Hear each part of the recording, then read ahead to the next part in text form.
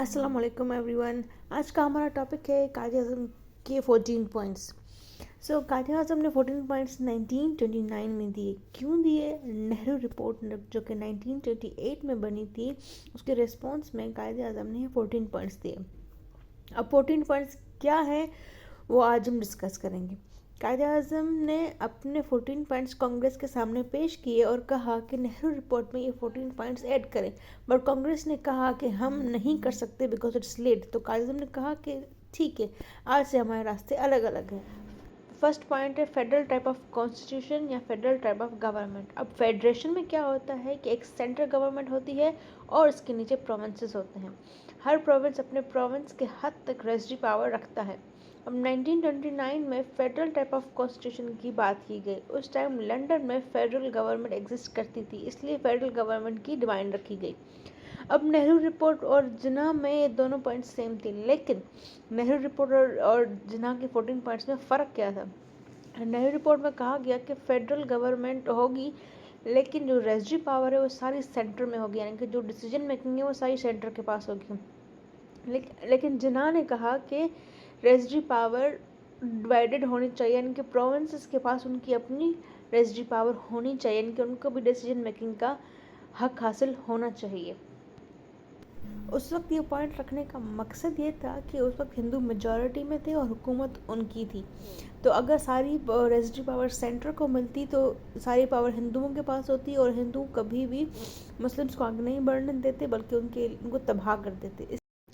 Second point है uniform measure of autonomy. Nehru report में provincial autonomy की बात की गई है, पर उन्होंने कहा कि अटॉनमी रिलेटिव अटॉनमी होगी, लेकिन कायदे आज़म ने कहा कि प्रोविंशियल लेवल पे एब्सोल्यूट अटॉनमी होनी चाहिए। रिलेटिव अटॉनमी और एब्सोल्यूट में क्या फ़र्क है? रिलेटिव में होता है कि जो तमाम प्रोविंस है ब्रिटिश ऑफ इंडिया के, उनको यूनिफॉर्म पावर नहीं दी जाएगी, यानी कि सब प्रोविंसेस को एक जैसी पावर नहीं दी जाएगी। जबकि कायदे आज़म ने कहा कि एब्सोल्यूट अटॉनमी होनी चाहिए, यानी कि सारे प्रोविंसेस को एक जैसी पावर देनी चाहिए। नंबर 3 पॉइंट है इफेक्टिव रिप्रेजेंटेशन ऑफ माइनॉरिटीज़। कायदे आज़म ने कहा कि माइनॉरिटीज़ को इफेक्टिव रिप्रेजेंटेशन होगी, यानी कि हर प्रोविंस में ये मैटर नहीं करता कि वहाँ पे कितनी पॉपुलेशन है, इक्वलिटी होनी चाहिए हर प्रोविंस में। 1/3 रिप्रेजेंटेशन ऑन सेंट्रल लेजिस्लेटिव।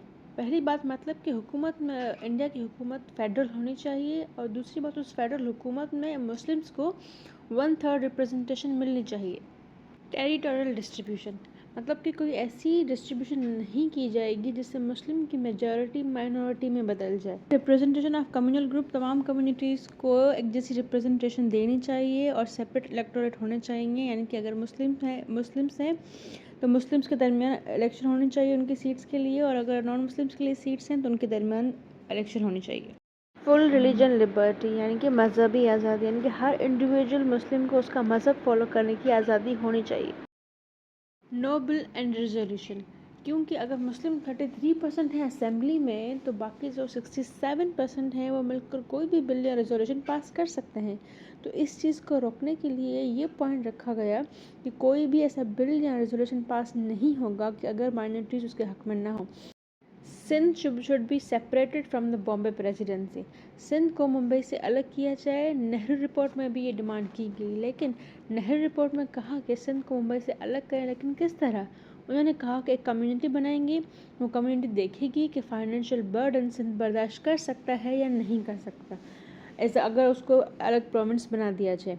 अगर कम्युनिटी कहती है कि हाँ वो कर सकता है, तो वो रिपोर्ट असेंबली में जाएगी, तो असेंबली फाइनल डिसीजन देगी कि वो बिल पास हो, मतलब उनको अलग, सिंध को अलग प्रोविंस बनाना चाहिए या नहीं बनाना चाहिए। कायदे आज़म ने कहा कि यहाँ तक तो बात समझ आती है कि कम्युनिटी चेक करेगी कि सिंध बर्दाश्त कर सकता है नहीं कर सकता, उसे अलग करना चाहिए या नहीं करना चाहिए, लेकिन जब वो रिपोर्ट असेंबली तक जाएगी तो असेंबली में तो सारे हिंदू बैठे हुए हैं और वो तो कभी भी नहीं चाहेंगे कि सिंध अलग प्रोविंस बने। कायद ने कहा कि हमें ये सब कुछ नहीं चाहिए, हमें इमीडिएट सेपरेशन चाहिए। We want immediate separation of Sindh. Reform should be introduce in NWFP। Nehru report में भी यही पॉइंट रखी गई, लेकिन फ़र्क ये था कि उन्होंने कहा था कि हम पहले बेसिक रिफॉर्म्स लेकर आएंगे और फिर पॉलिटिकल रिफॉर्म्स लेकर आएंगे। बेसिक में क्या आता है? बेसिक में आता है हमारे हेल्थ, एजुकेशन, इंफ्रास्ट्रक्चर, मतलब कि जो भी बेसिक नीड्स हैं वो सारी आ जाएंगी। पॉलिटिकल रिफॉर्म्स में आ जाता है हमारा इलेक्शन, असेंबली वगैरह वगैरह। तो कायदे आज़म ने कहा कि जब 1912 में 2 प्रोविंस बने थे तब तो नहीं कहा था हम पहले बेसिक करेंगे और फिर पॉलिटिकल करेंगे। तो अगर आप पहले बेसिक करते तो बेसिक पूरा करते करते तो आपको 10 साल लग जाएंगे, तो पॉलिटिकल रिफॉर्म्स कब होगा? कायदे आज़म ने कहा कि जैसे दूसरे प्रोविंस को रिफॉर्म्स किया गया था, NWFP को भी ऐसे ही रिफॉर्म्स किया जाए। Share in service of state, यानी कि सरकारी मुलाजमत में भी हिंदू और मुस्लिम्स को जगह दी जाए। Muslim culture, education and language, यानी कि उस वक्त की जो भी सरकार होगी उसको चाहिए कि मुस्लिम्स की कल्चर, एजुकेशन और लैंग्वेज को तहफ़्फ़ुज़ फराहम करे। Share of Muslim in cabinet 1/3, यानी कि जैसे कि असेंबली में कहा गया था कि 33% मुस्लिम्स को ऐसा देना चाहिए, यहाँ कैबिनेट में भी उन्होंने यही कहा कि 33% मुस्लिम्स को होना चाहिए। No change in constitution without consent of state, यानी कि कोई भी कॉन्स्टिट्यूशनल चेंजेस नहीं की जाएंगी इंडियन फेडरेशन की रजामंदी के बगैर।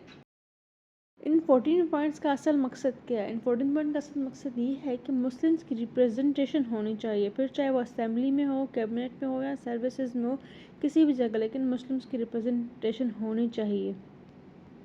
आज के लिए इतना ही, मिलते हैं नेक्स्ट वीडियो में। अल्लाह हाफ़िज़।